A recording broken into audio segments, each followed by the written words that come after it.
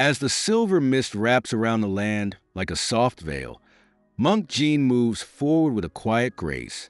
His steps touch the ancient stones almost soundlessly, as though he himself were an extension of the mountain. Every movement is deliberate, like a leaf falling in autumn, calm and steady, reflecting the deep connection between him and the surroundings. Behind him, a small group follows, seekers with restless souls, bound by the invisible thread of a shared unease. The mountain rises around them, its ridges etched like the lines of wisdom on an elder's face, whispering in the cold air. Jean, a man carrying 50 winters, leads the group with the patience of a river winding through rocks. He knows each stone, each turn, and does not need to look back. His path is sure, and even without fully understanding, the seekers trust. Feel the weight of this silence, as dense as the mist around you, and imagine yourself on this silent journey, where the sound of your own thoughts begins to blend with the presence of the mountain. The minds of the seekers churn, restless, like birds trapped in cages, flying in circles against the invisible bars of their own judgments and doubts. Each severe thought they hold echoes in their lives like thorns that cling to the fabric of the soul. Yet, standing before the silent mountain and the unshakable monk, the weight of these inner voices suddenly feels strange, almost as if they belong to someone else. Imagine feeling that momentary relief, as if the burden of self-criticism dissolves in the surrounding silence. As they move forward, each step reveals a new face of the landscape. Jagged rocks emerge like unspoken truths, and the thin air carries the promise of something just beyond sight. The path narrows, hugging the mountain's edge, demanding careful attention with each step. Then, as if the mountain itself were unveiling a secret, the sun begins to pierce the mist with fingers of light, painting the world with a soft glow. It's at this moment that Jean leads them to a hidden opening, a cave, dark and silent like an untouched lake. The cave mouth reveals itself, a shadow in the heart of the mountain, both inviting and challenging, like a doorway to an inner world. Without a word, Jean merely gestures toward the cave's entrance. The seekers feel a shiver, a moment of uncertainty as they face the darkness. But they have come a long way, guided by the quiet strength of this man who seems as rooted to the earth as an ancient tree. Together, they move forward, crossing the threshold into the mountain's depths, plunging into a silence that seems to guard deep secrets and the promise of something beyond what words could describe. Inside the cave, the air is dense, pressing against their skin like the water of a calm lake, cool and untouched by the sun's warmth. Shadows gather along the walls, ancient and silent, forming shapes that flicker as if invisibly breathing. The seekers feel engulfed, as if they have entered the very womb of the earth. In the center of the cave, Jean stands, a solitary figure bearing the weight of silence in his serene gaze. He gestures for the seekers to sit, and they settle on the cold stone floor, their forms blending into the darkness. The walls seem to lean in, as if listening, as if they too await the unveiling of the burdens each soul carries. The silence in the cave is thick, like damp moss clinging to the rock, muffling any sound. Reveal your truth. Jin's voice finally breaks the silence, gentle yet resonant, like the sound of wind rustling leaves in a forest. Let the cave hear what rests within you. At first, they hesitate. The silence is vast, stretching out like a deep sea, and their voices feel small, fragile. But as they look into the monk's calm eyes, an unexpected courage awakens in each of them. One by one, their voices begin to unfold, revealing the hidden burdens they carry. A woman whispers her fears of inadequacy, her words trembling as they leave her lips, like leaves torn from a tree by a sudden gust. Her voice is raw, almost a breath, but as it moves through the darkness, it seems to take shape, softly reverberating, reflected by unseen walls. A man, with a voice rough as gravel, releases his grief, his anger, a torrent of sharp words that fall like stones from a cliff, heavy and relentless. Other voices join in, each adding their own confession to the rising tide of sound. judgments flowing through the cave like a river of hidden pain. The words spread through the cave, rising and falling, forming a strange symphony of pain, doubt, and anger, each voice filling the darkness with its unique shape.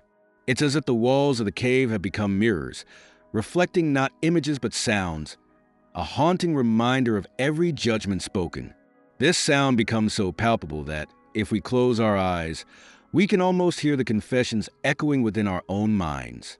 Then, the echoes begin to shift. The words they have spoken return, now louder and distorted, the harsh syllables becoming sharp, almost cutting. A woman shudders as her own words return to her, amplified, her own voice now unfamiliar, echoing with a coldness she never realized. The man who spoke in anger feels his own grief coil around him like chains, each echo becoming another link binding him to his bitterness. It's as if the cave itself is breathing, alive with their words, returning their judgments with unrelenting clarity. Their voices, once only faint whispers in their minds, now resonate amplified. The weight of their own words hovers over them like a dense fog, pressing them down, cold and relentless, until all they can hear is the unceasing beat of their own judgments, the inescapable sound of their inner voices. And in that moment, surrounded by the echoes they themselves created, they begin to understand the burden they carry, not the judgments of others, but the weight of their own words. The echoes of their voices swirl through the cave, growing, returning like waves crashing against an unyielding shore. Each word spoken, every judgment, every cutting thought, returns with haunting clarity, as if the very stones are echoing back their truths. The seekers feel surrounded, trapped by their own voices, their own judgments hovering in the air like a thick mist. The cave becomes a mirror, not of glass, but of sound, reflecting voices from which they cannot escape. One by one, they raise their gaze, as if hoping to find a place beyond the reach of these echoes, but the cave holds them, absorbing each desperate look, each whispered thought. A woman brings her hands to her ears, trying to block out the sound, but her own voice pierces her, puncturing her with words she had spoken thoughtlessly. She hears every tone, every shadow of judgment she had cast, now around her like a winter storm, cold and cutting, wounding her with each repetition. Her own voice becomes her shadow, inescapable, binding her to the weight she has always carried but never seen. A man, shoulders tense, bows his head under the force of his own words, each echo landing like a stone thrown against his chest. He has spoken of the faults of others, of the mistakes he observed, but now those same words seem to be directed at him. In a painful cycle of recognition, the echoes distort and amplify, each one resounding with an almost supernatural clarity, like the sound of an ignition. Gene, his gaze as steady as a mountain under an open sky, watches each of them without offering comfort, only the truth. "This is the trial," he finally says, his voice a solid rock amid the turbulent sea. The seekers, shaken and exhausted, feel the weight of their own words now reflected in the silence that surrounds them. They understand that the walls around, as the echoes fade, a profound and unbreakable stillness fills the cave. The seekers remain seated in silence, feeling the weight of their own voices dissolve, like mist before the first light of dawn. They are weary, as if they had walked miles through a dense forest, carrying stones that had never belonged to them. But now, in the silence that remains, something new emerges, a fragile openness, like the calm before rain.